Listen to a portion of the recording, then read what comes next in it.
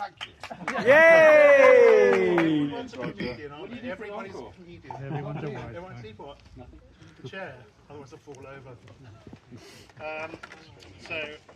First of all, apologies, I'm not prettier to look at, but Not too bad. housekeeping, there's no fire alarms planned. Not In the event yet. of a fire alarm, all the pretty boys follow me. The rest of you Too much go over there, information. you're all Roger. adults, look after yourselves. Seriously, it's only take about 10 minutes, 2 hours if I cry. So, Bless. first of all, I'm not the only beautifully formed birthday boy here today. Tony He's here. Tony is celebrating his birthday today. Yay! Obviously, he's much older than I am. Obviously. Paul was 33 on Tuesday. James was 37. Yes, there we go. I know it's like bingo house. It is, isn't it? So first of all, I'm amazed that so many of you have come along to help me celebrate. Yeah. Free food. You've got to do your bit. So I mean, there's nothing exceptional about turning 60. Millions and millions of people have done it before me. Millions and millions of people are doing it today. But for the person involved, obviously, it's an important milestone. Absolutely. And it's a joy to share it with all of you. You. And I was trying to think about what I could say that would mark this point in my life. And I actually wondered whether I'd found the answer 2 weekends ago when we were visiting Jeff and Di. We were up in Doncaster, and during a particularly tense round of cards, I went to the loo. And as I settled down onto the pot to contemplate trumps, the automatic air freshener behind me squelched into life. And my first thought was that me? And then I sat there thinking, like, does this mark who I am now? But thankfully, I am You more don't than smell like somebody that. contemplating continent pads. Obviously, I don't feel like I'm 60 years old. So, what is it that marks this milestone? Well, I think it's connecting with people. So this is not an original sentiment, but I think as you get older, you find people are more important. John Donne wrote, "No man is an island," as we know. Entire of itself, every man is a piece of the continent, part of the main. And indeed, the Bantu people have the concept of Ubuntu, which promotes interconnectedness of people with their social and physical world, and I think that's a very, very wise sentiment, and I believe in Ubuntu. So, what is it that makes me who I am today? Well, obviously, I need to begin with Neil. There you go. It's your fault. Where else could I start? I think some of this really should be written by way of his obituary, but There you go. I think he's going to outlive me given my weight, my blood pressure, and his family's alarming longevity. They all seem to go on until they're 90. He keeps annoying me. So, That's not so long away. so I will say a few words now. There you go. I'm sure Neil would tell me to keep it short, but the end he always tells me that I don't listen to what he says, something like that. So here goes. I've lived with Neil for just short of 30 years, almost half my life. I moved in to live with him about 8 weeks after we met. I never left. Could you not find me?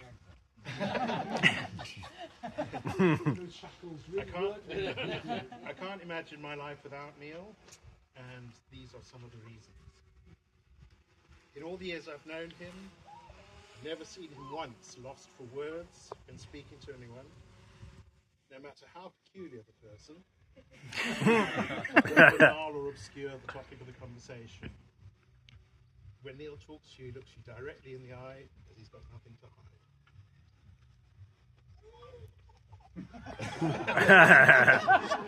The videos were saying differently. I can't talk about Not this Neil, obviously.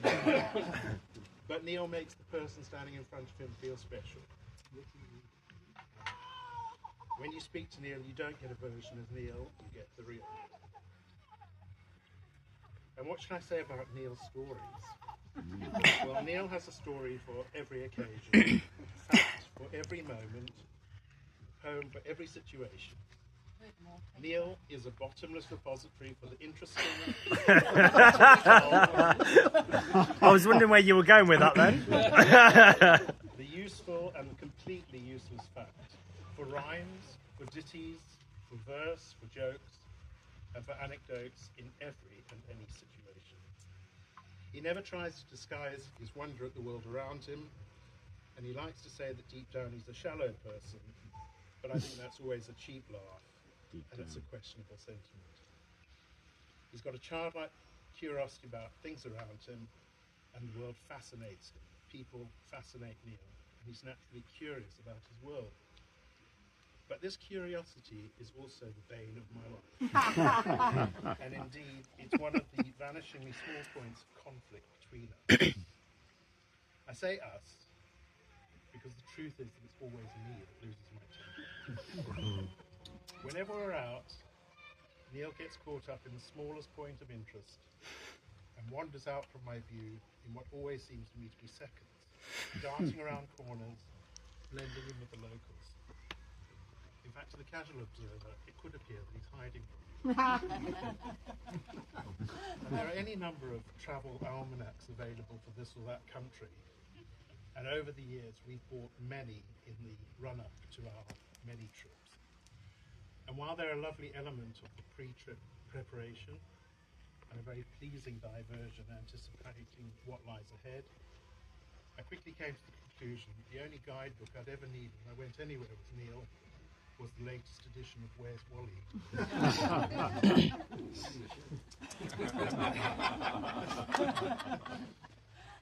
So, finding myself entirely alone and feeling abandoned, I start to stumble around blindly to find him. My panic levels rising with each passing second. Where is he? More to the point, what will I do without him if he's lost forever? Having fled for a new life with Brad Pitt, abducted by international sex terrorists, or gangs wanting to harvest his kidneys. And then after my initial panic, my blind despair always turns to blind rage. And as I blindly crash about in my head, I find myself rehearsing my farewell speech, because this time, buddy, it is over.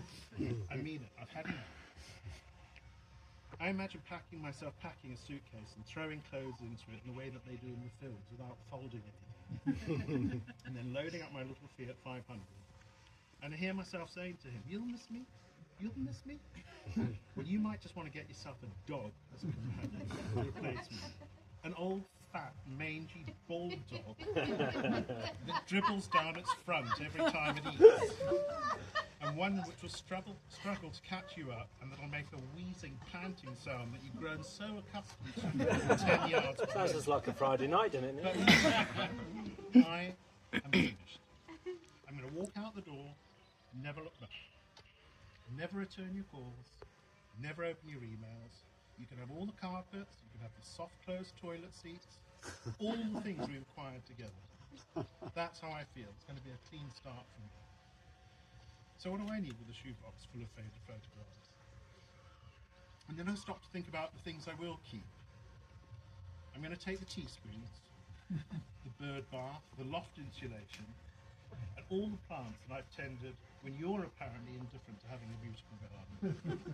And then just on principle, I'm going to take the vegetable peeler, the extractor hood, the soup ladle, and the boiled egg slicer. Because you've never entertained anybody further than frying an egg and opening a tin of baked beans. What more is there to do? So at about that stage, it begins to dawn on me that I'll be leaving in a rather large van rather than my Fiat 500. But still, I'm going to do it. I picture myself triumphantly pulling away from the house, leaving Neil in clouds of diesel smoke, coughing and spluttering and imploring me to stay. You do know that is a petrol car, don't you? Yes. Reversing camera. Then I remember that I don't have anywhere to go. I mean, I've lived with him for half my life. I'm going to need a place of my own, of course, but how the crap am I going to get one? So all I can do to open my mouth at the post office to ask for a postage stamp. So how am I ever going to talk to an estate agent? And I begin to sweat. Not just on my forehead, or even on my head, but all over. And on the bright side, I tell myself, you have a job, you earn good money, but I'm not exactly sure how to manage that. Post arrives regularly, but I never open anything. Neil takes care of all of that. He opens all the icky mail, he reads it, and then he deals with it. He knows there are insurance payments are due, when it's time to renew our passports, and the warranty on the dishwasher is about to expire. He knows the value of saving for a rainy day, but not me. If I lived alone and something broke, I'd just work around it until it became unbearable. Use the slow cooker instead of a toilet. Hold the kitchen windowsill a fridge, but ring up a repairman until it's absolutely critical. Never. Do it myself?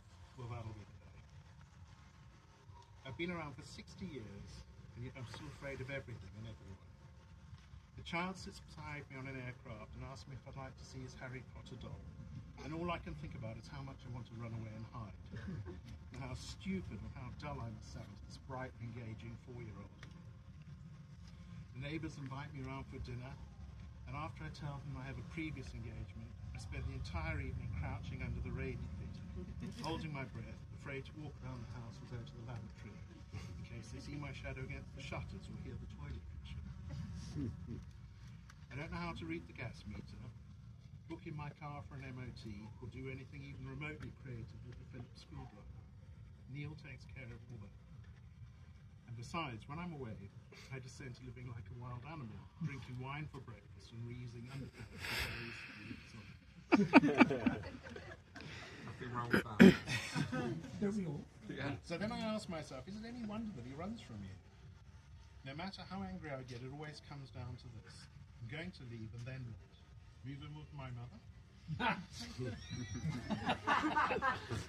Endless minutes of pure rage follow, and then, when at last I find him, unaware of my anguish, lost in his own world and engrossed in something utterly captivating, my heart heaves the most enormous sigh of relief, and my rage and panic dissipate in an instant. No, it doesn't. To give way to the total joy that washes over me at the sight of him, and I realise all over again that I've never been so happy to see somebody in my whole life.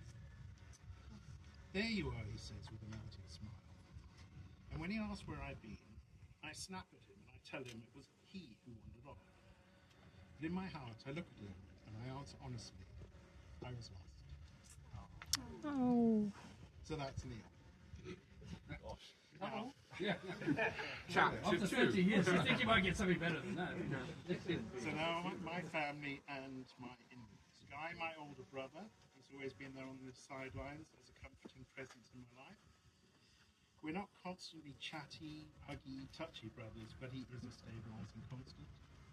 Someone who I feel has always understood me, or at least tried his hardest to accommodate me, in spite of his ineptitude when it comes to expressing his feelings. I could never wish for more perfect.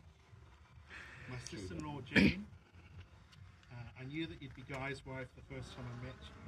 Your kindness and steadfast presence has been a cornerstone of this peculiar little family. My nephew JJ, who unfortunately can't be with us today, well, what a beautiful boy. I don't believe in regrets. I believe we each live our lives and we make good choices and we make bad choices, and that's the sum total of our experience. But if I did have a regret, it's that I've never been able to guide him towards the gay life. Having heard myself just say that, I just want to quickly reassure you that was not as sinister as it sounds. I'm happy to call him my nephew, and we are both here for him. My in-laws, I was very fortunate to know Neil's parents, Alec and Christine, parents who moved well out of their comfort zone to support a son they clearly loved. And I admire that more than words can express. Neil's brothers, Robert and Andrew, thank you for accepting me into your family, and your acceptance and friendship is far more important than you can appreciate. Anne, Michael and Paul, you're much loved. I only wish we saw more of each other. Danica, who I'm pleased to finally meet today for the first time. And of course to beautiful little Fia, the next generation is really, really precious to us. My closest, dearest friend Jeff, who I've known for almost 50 years. Thank you for your thank you for your wise and profound counsel over the many, many years that we've had together. I know you still don't quite get how men don't fancy women, but ladies and gentlemen, I swear that today, even today, this lovely man is so terminally heterosexual that if I dropped my shorts right now and showed him my willy, he'd have a struggle. No, I wouldn't.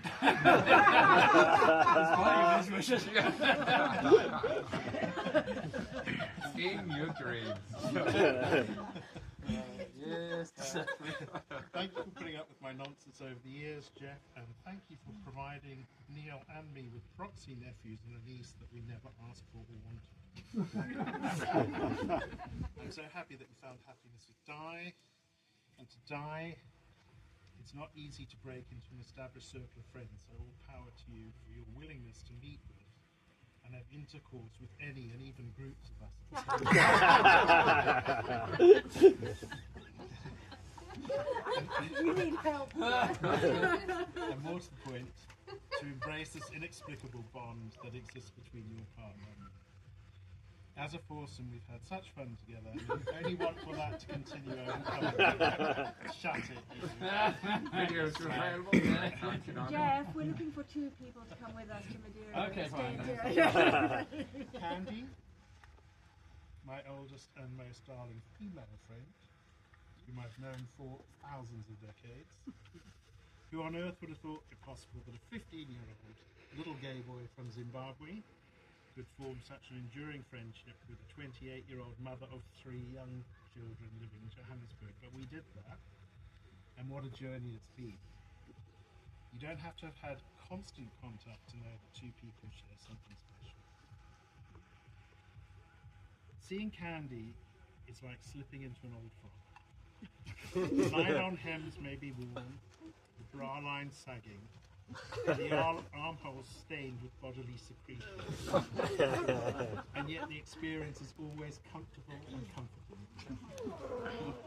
Just to clarify, I've never actually slipped into Candy. Don't take that to mean that she's an unattractive old tramp. She's not. Dean Pallant, Colonel Dean Pallant, MBE, of the Sally Army, somebody that I've known since my childhood, and Erwin tells me we were actually at nursery school together in Belvedere and Harare. You were watching Nicky Hughes, not I was watching. Who detect a note of jealousy there. Who were you watching? Yeah. early stating the fact. Thank you for pointing that out, Dean. Yes, I was watching Nicky Hughes. He was also my roommate for a period at university. You mentioned the war. So Dean, the lanky sidelined kid who's gone on to eclipse us all with a stellar career in the Sally Army, including a stint at the United Nations and an invitation to the coronation of His Majesty King Charles II. And Dean's wife, Erwin, another Colonel Pallant, who are about to embark this week on their latest posting to run Germany, Poland, and half of the Baltic states for the English Protestants.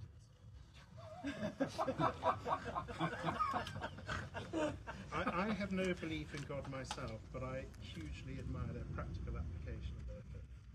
These are people who do not attempt to skirt around issues that may be difficult to reconcile with what they believe. And please forgive my mercenary motives, but I keep them both close just in case I need reputable character witnesses when the time comes for me to drag up the pearly gate. Lucy and Sally? What can I say? Well, to quote Marjorie Dawes, also known as Matt Lucas, lesbians, happy and free with each other. We've had some trips together, and what marvellous travelling companions you are. Let's do some more. The best thing about travelling with these two is that Lucy is up for a glass at literally, and I mean literally, any time of the day. And Sally does our laundry. In fact, so willing is she to caress and smooth our, well, in my case, not so small smalls, I suspect she has a secret fetish for men's underwear. They are the perfect women to travel with. Old friends, Mike O'Dwyer. Lovely man, somebody I love, albeit I only see you intermittently. God's sake, find yourself a husband. Help me, Roger. Zim friends, Mark and Tanera. Where are they? Oh. Love this couple. Tanera, so kind to me when I met her on a trip to Harare years ago when she worked with Jeff. Tan is a doer, not a procrastinator. I recall once staying in the cottage next to Jeff's place in Harare when he was importing wine into Zim from South Africa. Ever the gracious host, he told me, relax and don't worry about a thing. Well, one afternoon, Jeff naturally planned a cosy business meeting, most likely on comfy sofas with coffee and pastries, somewhere far away from the house, when a large consignment of wine arrived on pallets on a huge truck at the end of the very, very long, uphill, loose gravel driveway to the cottage. Surprisingly, the lorry driver had better places to be, and it fell to Tan and myself to unload the lorry quickly. Let's just say that for every case of wine that I carried up that long driveway, Tan carried 3. And her dear husband, Mark? Behind you. My Panto. Well, quite simply, Mark's the man that you meet, and you just want more, and more, and more. Old friends, travelling companions, Judy, very kindly driven up today, who we met in Vietnam. We've got Michelle, we know from Wolverhampton days, Neil's line dancing days, when he thankfully spent a lot of evenings out of the house. Just want to mention absent friend Julie McAvoy Banerjee. She's somebody that I met in Wolverhampton. She's now gone back to Los Angeles, where she lives with her husband Sam and their 2 girls. She spent so much. Oops, I lost my thing now. She spent so much time at our place in Tetnall that her own flat became a holiday second residence for her. And although she's not here today, Neil and I both look forward to Christmas to welcome the 4 of them to our home in Simonstown. Obviously, Sunday Club neighbours, Phil, Janine, Andy, Verity, and of course the newest members, homosexualists, James at number 11. You're a lifeline on our doorstep, and this is a very special group of people. What started as a casual drink outside Phil and Janine's house one VE day morphed into a social bubble during COVID and has become a weekly Sunday dinner date, and a date that is so important in our otherwise uneventful week. People ask me in astonishment, you meet every week? And I say, well, yeah, we do, most weeks anyway. And our Sunday dinner dates are much loved and hugely valuable. We're a group of friends who like getting together over good food. We've not always achieved the good food bit, but we are a group of friends who love to try new things, and we have an infinite capacity to forgive and overlook recipe malfunctions. Verity's lemon meringue soup, and my samosa offering that looks suspiciously like squashed oozing roadkill, and not in a good way, are just 2 examples that I can recall.